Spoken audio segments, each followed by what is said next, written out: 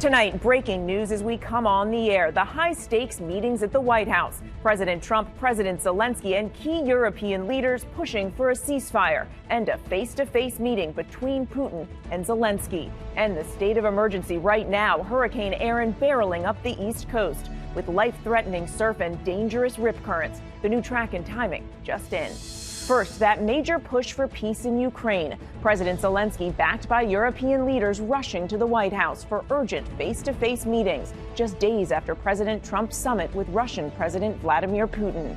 The leaders pushing for security guarantees to protect Ukraine and for an immediate ceasefire, something President Trump is backing away from after his meeting with Putin. Just hours before the talks in Washington, Russia launching more deadly attacks on Ukraine. And just in, Trump calling Putin after today's meetings, saying they are now beginning to arrange a meeting between the Russian president and President Zelenskyy. Rachel Scott is live at the White House. Ian Pannell standing by in Kyiv.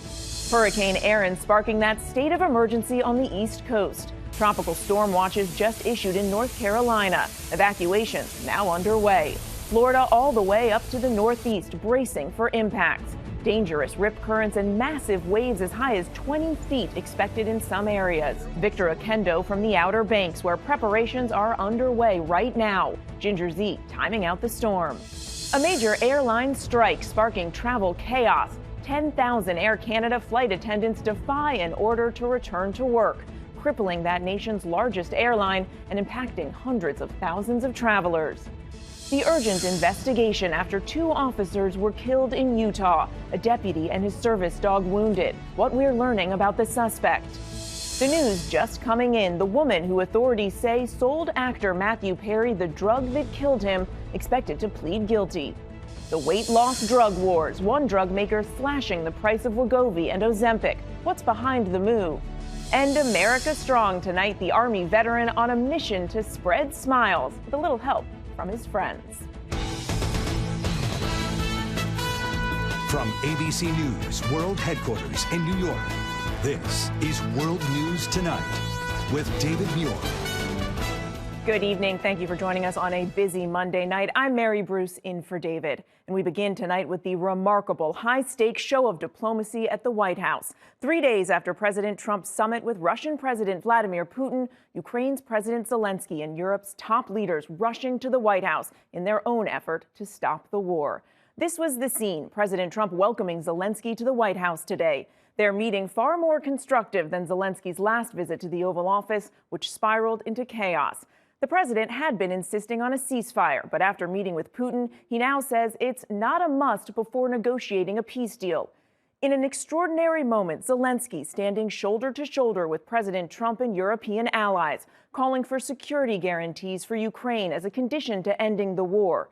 And late today, Trump calling Putin after today's meetings, saying they are beginning to arrange a meeting between the Russian president and President Zelenskyy. ABC's Rachel Scott leads us off at the White House. Tonight at the White House, an extraordinary scene of diplomacy. Ukrainian President Volodymyr Zelenskyy and some of Europe's top leaders who had raced to Washington to back him up, meeting with President Trump in an effort to stop the war.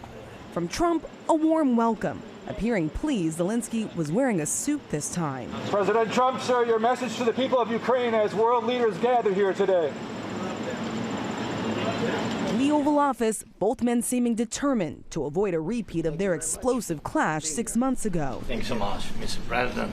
If I can, first of all, thank you for invitation and thank you very much for your efforts.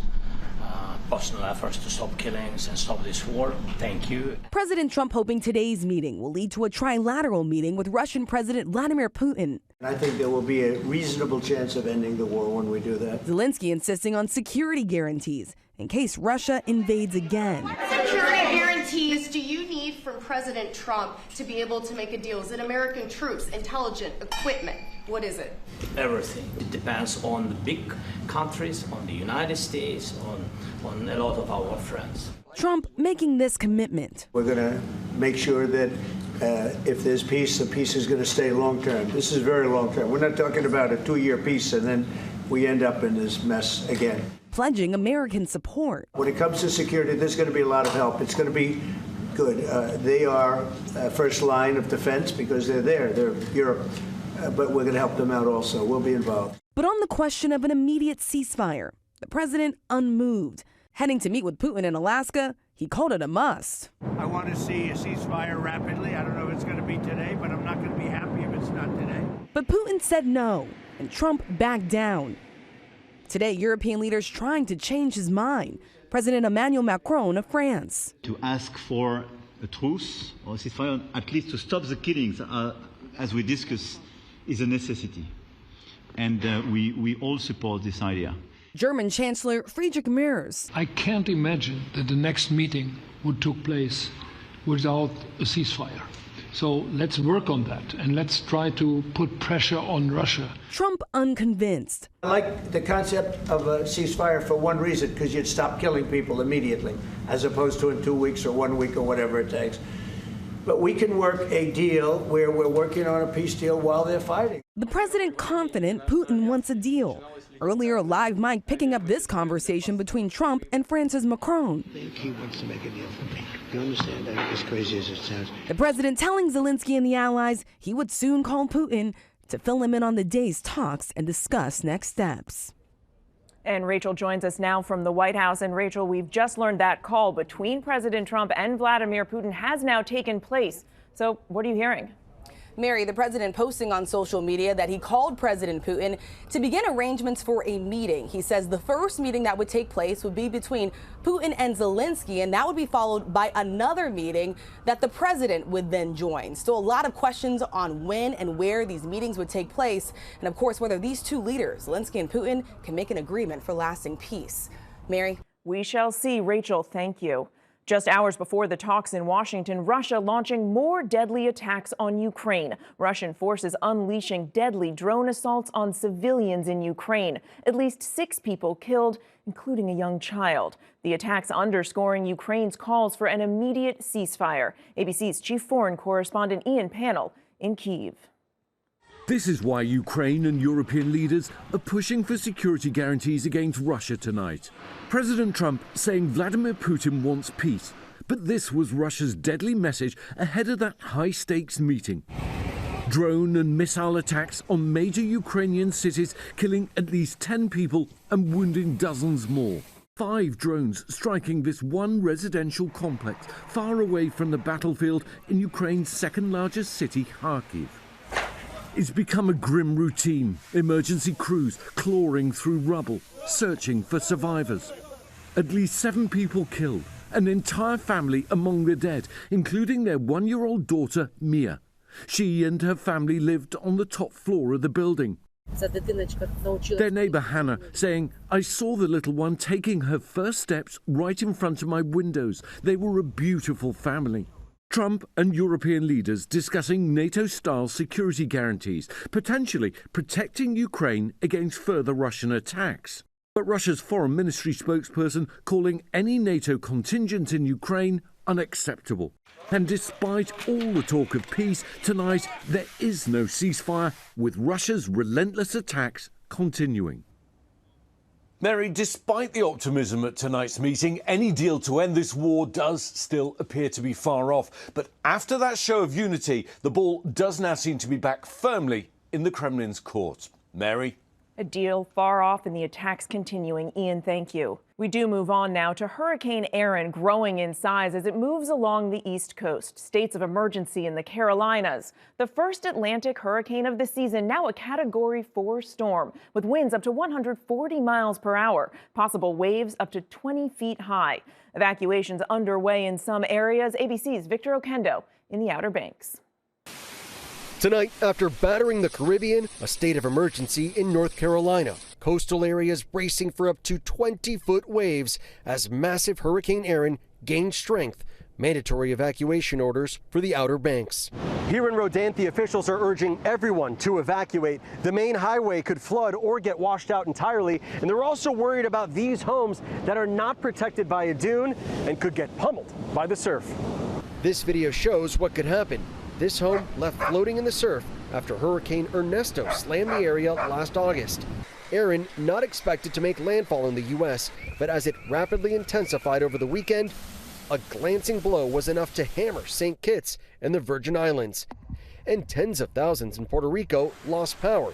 Hurricane hunters piercing the monster storm's eye wall, and those 160-mile-an-hour winds, the middle of the eye, a stunning sight. Now Erin, some 600 miles across, preparing to turn north, hugging the East Coast. Life-threatening rip currents from Florida to Maine. Lifeguards racing into the water in Wrightsville Beach, North Carolina. Officials say more than 50 people were rescued just today. Mary, people in the Outer Banks are bracing for a rough few days, especially here in Rodanthe. Officials tell me these homes are very vulnerable. 11 of them have collapsed in the past. They're urging everyone to follow those evacuation orders. Mary? Okay, Victor, thank you. So let's get right to ABC's chief meteorologist, Ginger Z, tracking the hurricane's every move. Ginger. Yes, Mary, right now, Hurricane Erin is east of the southeastern Bahamas. It's moving northwest at 10. Eventually, it'll start to move to the north. And right now, the tropical storm force winds are more than 230 miles outside the center. We're going to see that expand even more, as tropical systems do as they move north. And that's why you have a tropical storm watch now up for the Outer Banks of North Carolina. Also, a storm surge watch for up to 4 feet of water coming on shore. Remember, this is like a bulldozer pushing tons of water at the shore. And so from Wednesday night through Thursday, that's when we're going to get the closest clip with the storm. And why do we know that it's going to turn to the northeast? Well, we've got this ridge to the east that's weakening and that stationary front that's going to help eject it there right through that alley. Now let's talk about the impacts, because up and down the coast, rip currents risk is going to be high, but it's all about the waves and the piling up of that water, the coastal erosion that comes on top of this. As that thing pulls away to the northeast, it's still going to be pushing water all the way up to Nantucket. But Wednesday, you see some of the highest totals there, 10 to 15 foot waves in coastal North Carolina, Rehoboth Beach, up to Nantucket, Rhode Island, New Jersey shore, up to 10 feet generally, and some places even higher, Mary. As you've been warning, up to 20 feet in some areas. Hard to imagine. Ginger, thank you. Now to the airline strike grounding hundreds of flights across North America. 10,000 Air Canada flight attendants defying a second order demanding they return to work. The strike now stranding 130,000 passengers a day. ABC's Gio Benitez covers aviation. Tonight, 10,000 flight attendants on strike grounding a major North American airline. Earlier today, Air Canada saying the Canada Industrial Relations Board has declared the strike unlawful, ordering their flight attendants to get back on the job. But the Canadian Union of Public Employees doubling down on their demands for better pay. If it means folks like me going to jail, then so be it. If it means our union being fined, then so be it. We're looking for a solution here. Air Canada forced to cancel hundreds of flights. We are harming our customers, and over 500,000 to date. Travelers frustrated. They said that we have canceled all our flights. Canadian officials say the country, already hit by President Trump's tariffs, cannot afford to take risks with the economy. In a year where Canadian businesses and families have faced too much disruption and uncertainty, they shouldn't have to shoulder another blow. And Mary, Air Canada says it is providing customers with a full refund, travel credit, or rebooking them on another airline. All flights will be canceled until at least tomorrow afternoon. Mary? And Gia, we know you'll stay on this. Thank you. Tonight, authorities are investigating the deadly shooting of 2 police officers in Utah. The officers responding to a domestic disturbance call, the gunman suddenly opening fire moments after they arrived. Here's ABC's Erin Katersky. Tonight, 2 Utah police officers are dead and another wounded, gunned down, responding to a domestic disturbance call, immediately taking fire. We got 2 officers down. The terror evident in police radio traffic. Shots fired, I've been hit. The first officer arrived last night at a home in Tremonton, north of Salt Lake City. Right away, officials say 33-year-old Ryan Bate emerged with a gun. Upon arrival, they immediately began taking fire. The first officer shot and killed. A second officer responding to assist, also fatally shot. Still shooting. Copy, still shooting. Bate then allegedly fired into a sheriff's deputy's vehicle, injuring him and his police service dog. 2 officers down in the intersection, not moving.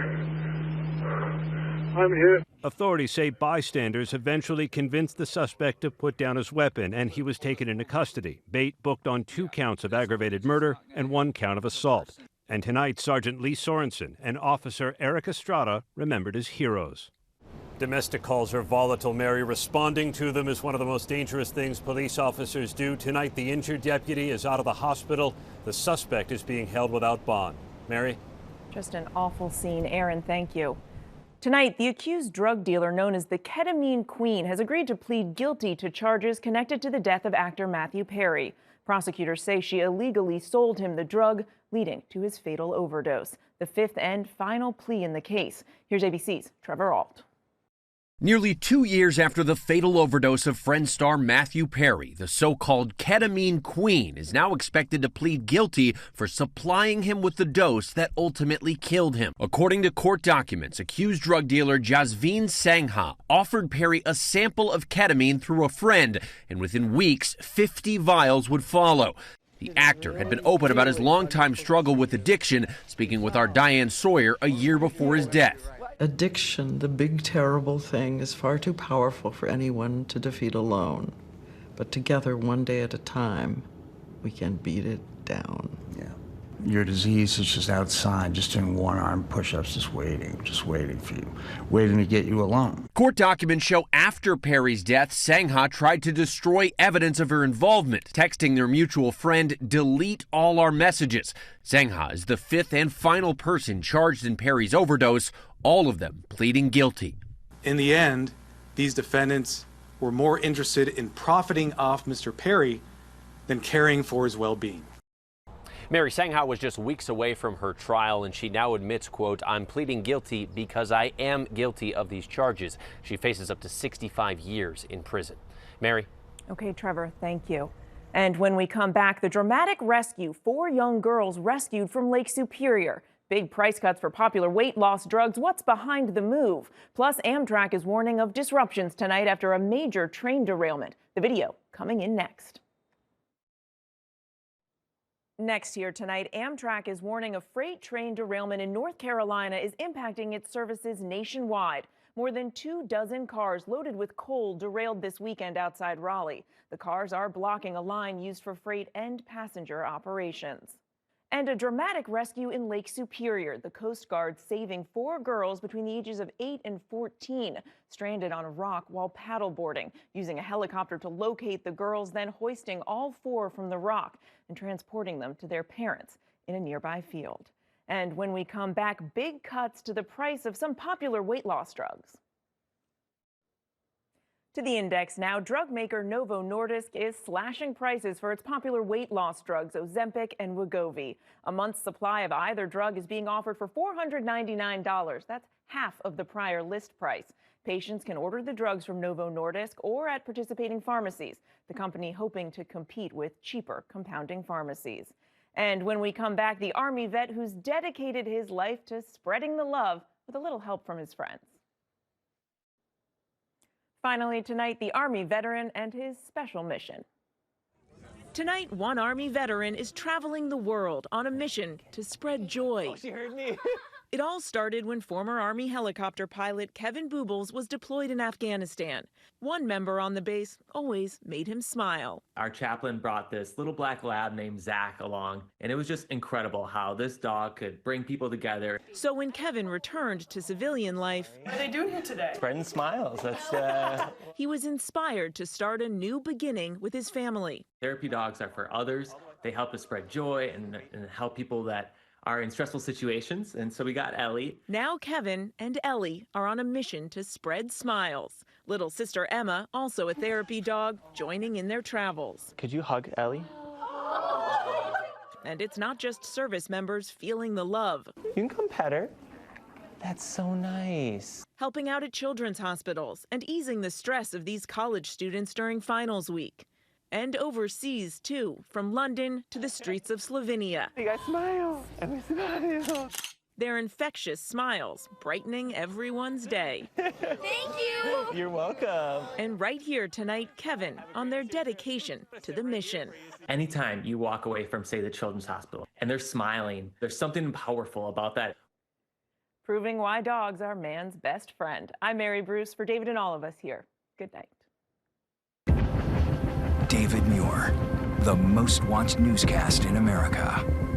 And now, ABC's World News Tonight has won the Emmy for Best Live News Program for the 3rd year in a row.